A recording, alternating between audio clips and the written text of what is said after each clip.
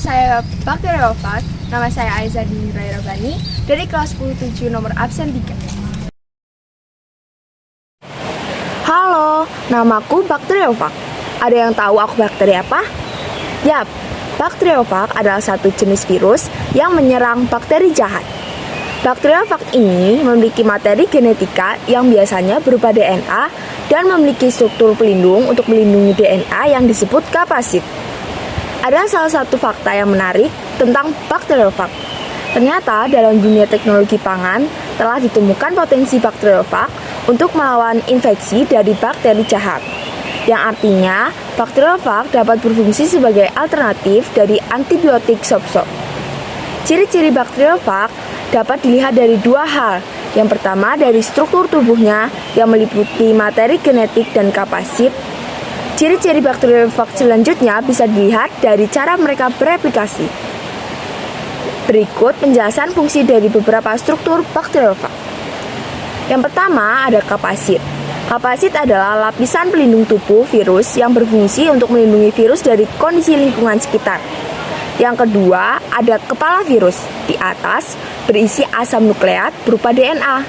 Yang ketiga ada bagian ekor berfungsi untuk melekatkan tubuh virus pada sel inang serta memasukkan materi genetik virus ke dalam sel tubuh inang. Cara bereplikasi Bakteriofag. Bakteriofag bisa bereplikasi melalui siklus titik ataupun siklus lisogenik. Ada beberapa virus dari Bakteriofag yang hanya bisa siklus titik saja, tetapi ada juga yang bisa keduanya. Untuk yang bisa keduanya disebut dengan temperat virus. Siklus hidup dan replikasi Bakteriofag seperti virus pada umumnya yang memiliki sifat parasit obligat.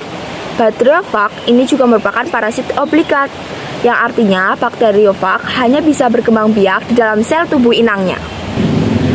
Bakteriofag tidak dapat bereproduksi di luar sel inang. Ia sangat membutuhkan bantuan inangnya sehingga tidak bisa bereplikasi secara mandiri. Virus bereplikasi diri dengan banyak cara, salah satunya dengan siklus titik, siklus lisogenik, atau bahkan dengan cara lain, tergantung dengan bentuk virusnya. Nah, untuk Bakteriofag, mereka bisa melakukan siklus titik dan siklus lisogenik. Terima kasih.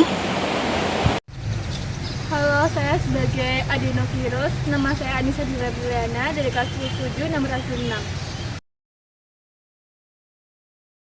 Halo, aku adenovirus. Adenovirus adalah sekelompok virus yang bisa menyebabkan infeksi pada saluran pencernaan.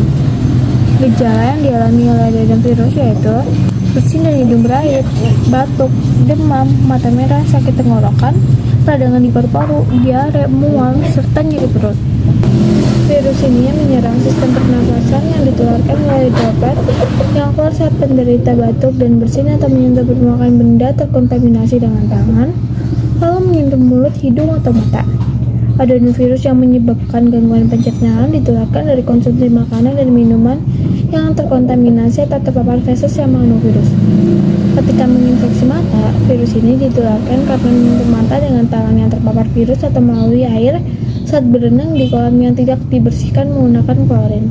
Cara pengobatan yang bisa dilakukan yaitu memperbanyak istirahat dan konsumsi cairan dengan minum banyak air atau cairan elektrolit atau uralit, lalu hindari minuman bersoda atau jus dengan gula, dan makan makanan bernutrisi. Untuk bagian-bagiannya, di sini ada DNA dan kepala, yaitu kepala virus disebut oleh kapsid yang berbentuk polihedral dan berisi DNA. Kapsid tersebut adalah unsur protein di mana satu protein disebut sebagai kapsomer. Lalu sini ada isi tubuh.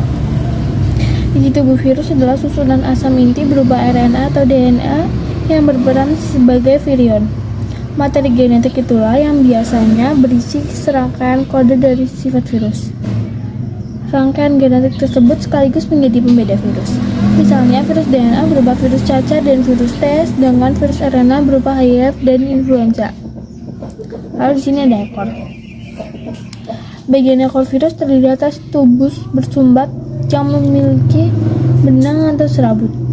Ekor ini berfungsi untuk menempelkan virus pada inang kecuali Virus yang menginfeksi sel eukariotik adalah virus tak berekor. Lalu yang terakhir ada kapsid. Kapsid adalah selubang protein yang terdiri atas kapsomer dan protein monomer berupa rantai polipeptida. Fungsi kapsid selain untuk melindungi kepala virus juga membentuk tubuh virus dan melindungi dari lingkungan yang bisa merugikan virus. Halo, saya sebagai Salmonella, nama saya Royan Ramadhani dari kelas 17, absen 31.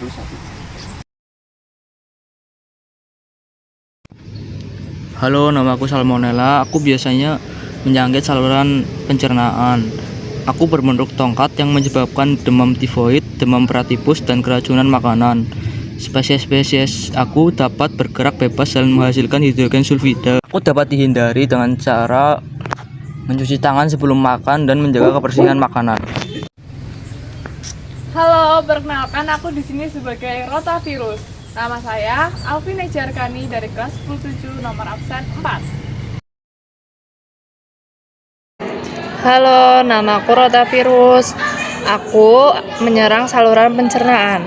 Gejala yang aku timbulkan umumnya muncul 2 hari setelah seseorang terpapar virusku. Salah satu gejala yang paling sering terjadi adalah diare, demam, nyeri perut, dan muntah. Penyebab yang aku timbulkan itu biasanya karena makan makanan yang tidak sehat, terlalu banyak sambal dan saus yang dicampurkan ke dalam makanan.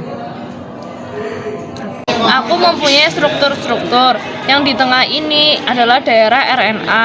Kemudian ada FP8, FP5, FP6. FP6 ini sebagai intermediate kapsid. Kemudian ada FP7 yaitu sebagai outer kapsid. Terus FP2 itu sebagai inner kapsid. Kapsid ini fungsinya yaitu sebagai pelindung untuk melindungi asam nukleat virus agar tidak terdegradasi oleh enzim inang.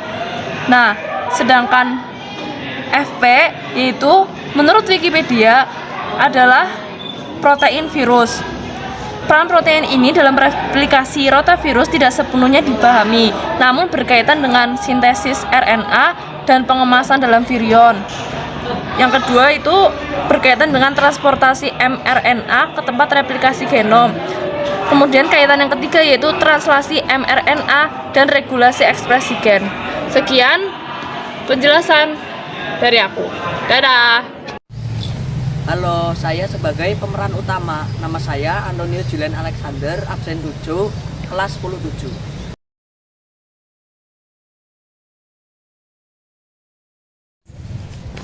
Duh, lapar.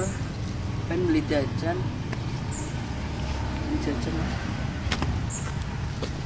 Akhirnya dapat juga makanan. Tapi belum cuci tangan. Mana ya? Tapi aku nggak nemu nih tempat cuci tangan. Udahlah, nggak usah cuci tangan.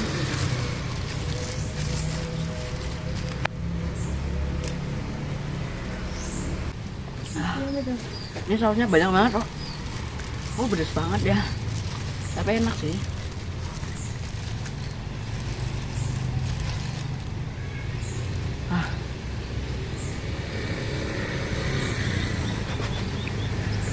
Pedes banget.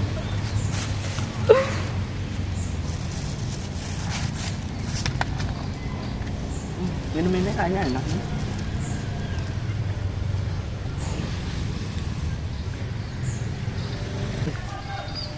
Ngomong-ngomong kita udah lama ya nggak nyakitin seseorang.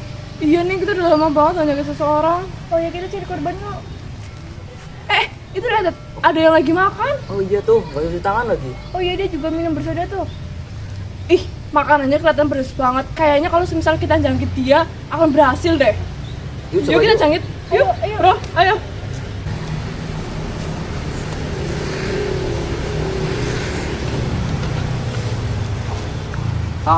Kita udah berhasil masuk dalam tubuhnya nih. Iya nih, kita kayaknya langsung bakal bisa buat dia sakit. Iya nih, bentar lagi pasti langsung sakit. Lihat aja dia. Nah tuh kan, Aduh. jadi sakit. Ya, kita berhasil nih. Aku udah bosan. Tapi yang punya aku belum, soalnya aku 2 hari lagi itunya. Aduh, aku mules. Kita tunggu aja, dia pasti tunggu bentar lagi aja. sakit. Oke, lihat aja dia.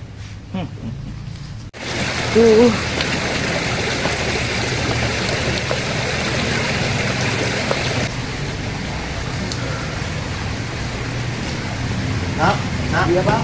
Loh, kamu kenapa? Perutnya sakit pak, mules. Makanya kalau makan tuh jangan lupa cuci tangan. Dan jangan minum yang soda sama jangan makan yang saus-saus itu. Iya pak. Ya, Aku nyesel pak. udah, dan pulang. Kayaknya ini anak banyak sedang virus jahat deh. Baik aku bantu dia untuk bunuh virus ini.